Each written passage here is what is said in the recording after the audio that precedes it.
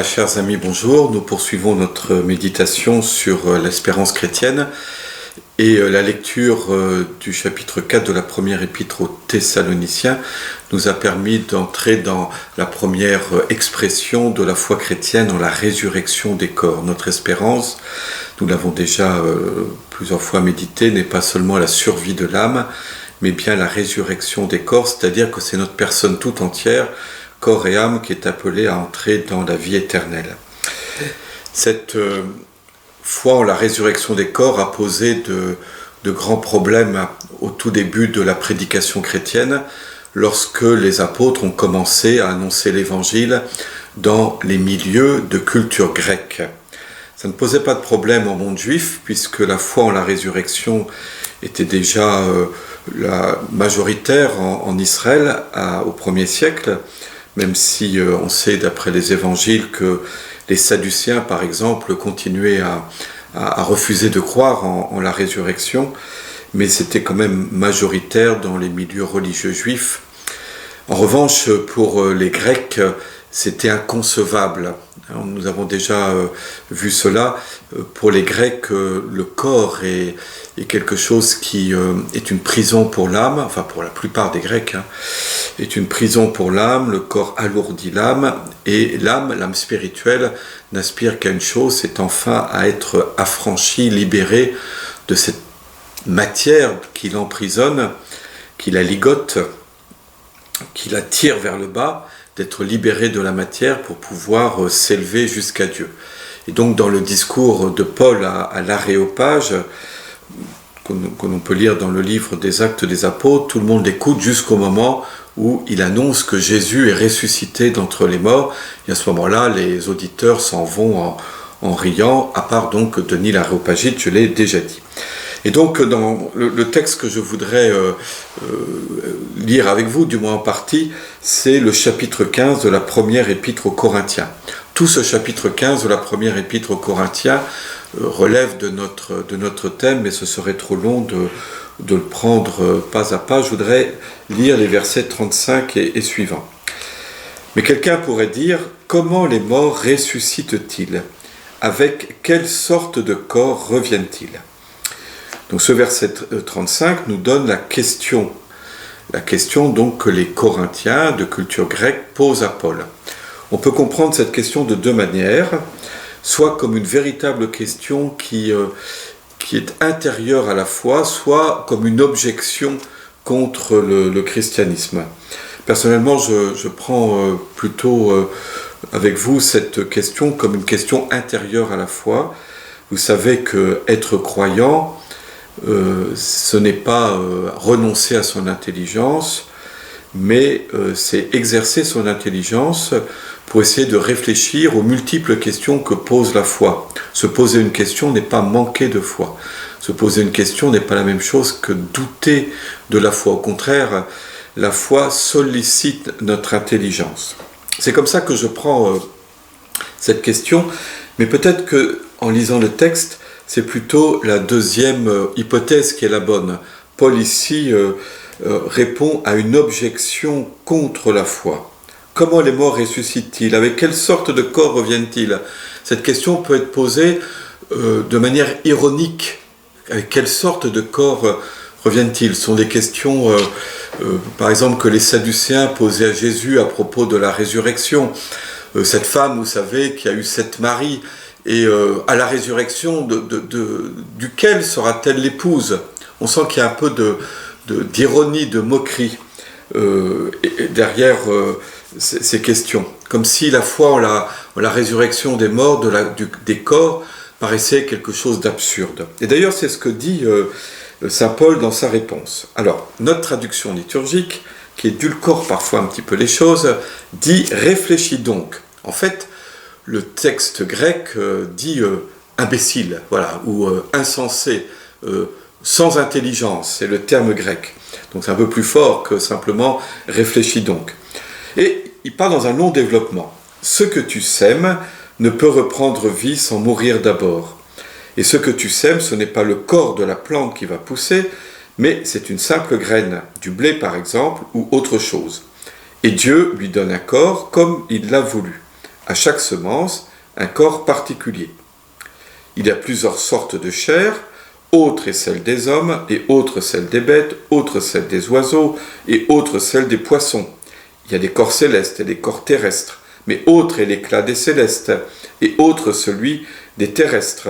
Autre est l'éclat du soleil, et autre l'éclat de la lune, autre l'éclat des étoiles, et chaque étoile a même un éclat différent. Je m'arrête là pour le moment. Le second point de cette méditation. Qu'est-ce que fait Paul ? Il donne, pour essayer de faire comprendre qu'il n'est pas absurde de croire en la résurrection, il donne comme exemple ce que nous pouvons observer dans le monde des vivants et puis dans le monde des corps célestes. Il explique que les corps ont des formes extrêmement différentes les unes des autres. Et par exemple, la graine, elle est semée, une petite graine, elle est semée en terre, elle meurt et de cette graine est issue la tige, l'épi, la plante, qui est tout à fait différente en apparence de la graine initiale. Cette parabole, cette image de la graine est utilisée par Jésus également.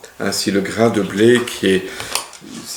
blé tombé en terre ne meurt pas, il reste seul, mais s'il meurt, il porte beaucoup de fruits. Jean 12, 24. Et de nombreuses paraboles mettent en scène un semeur qui sème.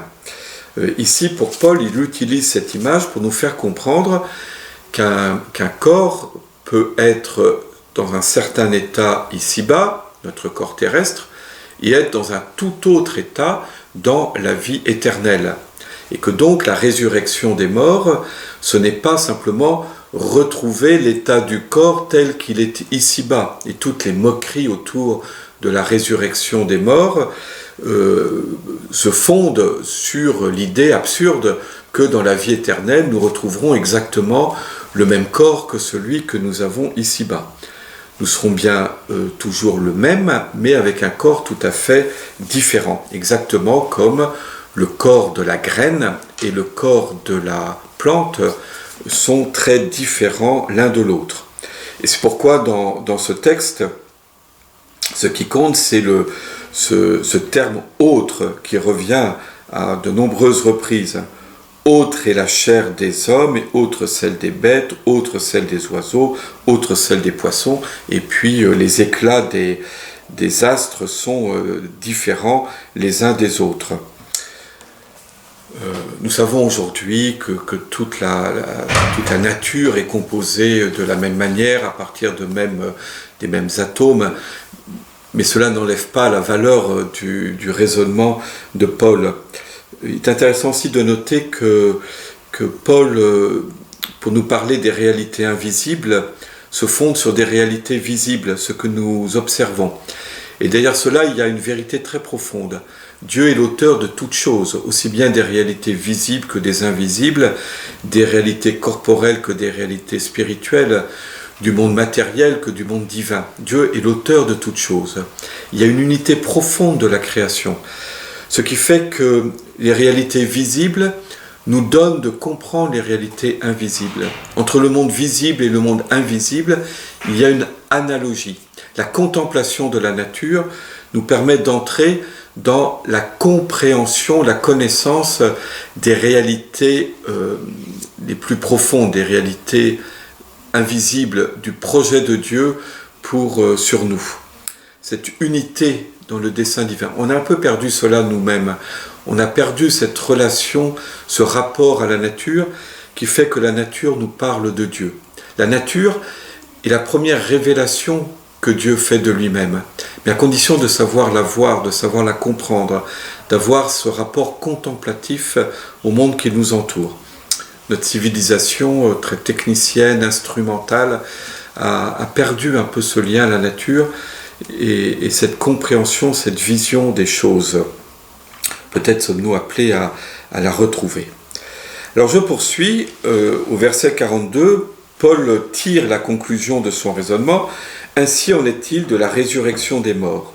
Ce qui est semé périssable ressuscite impérissable, ce qui est semé sans honneur ressuscite dans la gloire, ce qui est semé faible ressuscite dans la puissance, Ce qui est semé corps physique ressuscite corps spirituel, car s'il existe un corps physique, il existe aussi un corps spirituel. Donc il poursuit son image de la semence. Notre existence terrestre, ici-bas, est semblable à une graine qui est semée, qui doit mourir un jour pour pouvoir revivre, ressusciter dans tout son épanouissement, dans toute son ampleur, en portant tous ses fruits. Et alors il fait une liste, alors je les ai notés là sur mon papier. D'une part, notre corps actuel, dit-il, est corruptible. Le terme grec dit que c'est notre corps part en ruine, c'est l'expérience que nous faisons. Il est sans honneur. Alors là, peut-être qu'aujourd'hui, nous aurions une vision peut-être un petit peu plus positive du corps, y compris dans sa condition actuelle, mais il est sans honneur par rapport à ce qu'il sera dans la gloire. Il est semé dans la faiblesse, asthénéia. Asthénie, le terme, on connaît ce terme en français, il ressuscite dans la puissance, par la puissance de Dieu qui se déploie dans notre corps. Il est corps, alors dit la traduction liturgique, corps physique, au sens propre, c'est corps psychique, corps animal. Voilà, nous sommes un corps animal et nous sommes appelés à être un corps spirituel.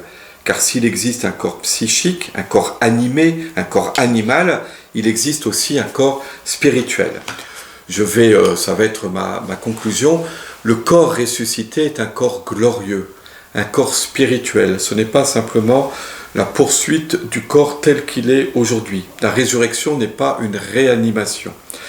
C'est un corps spirituel. Pour moi, la plus belle image, ce n'est pas celle qu'emploie saint Paul, mais personnellement qui me fait comprendre ce que c'est que ce corps spirituel, c'est une pierre précieuse, mettons un diamant sans le moindre défaut. Qu'est-ce que c'est qu'un diamant sans défaut ? Un diamant, c'est une pierre qui devient lumière. Elle est tout entière, elle laisse passer la lumière. C'est pas simplement transparente comme pourrait l'être une vitre.